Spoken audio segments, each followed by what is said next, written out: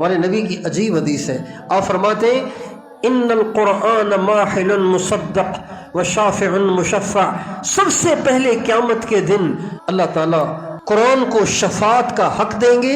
اور قرآن جس کے لیے سفارش کرے گا اللہ کبھی اس کی سفارش کو رد نہیں کرے گا۔ ماحل مصدق، اور قرآن وہ ہے جو اللہ سے جھگڑ بھی لے گا،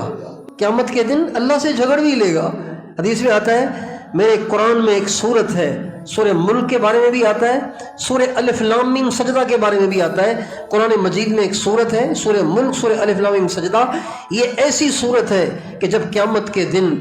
لوگ پیش ہوں گے تو ایک پڑھنے والا سورہ ملک یا سورہ الف لام میم سجدہ کو کثرت سے پڑھنے والا جب پیش ہوگا اور وہ جہنم کا حقدار ہوگا تو یہ سورت آئے گی اور اللہ سے کہے گی یا اللہ اسے بخش دے، اسے جنت میں بھیج دے۔ اللہ کہیں گے نہیں یہ بہت بڑا گناہ گار ہے، تو کہے گی یا اللہ یا تو مجھے اپنے قرآن سے نکال دے یا اسے بخش دے،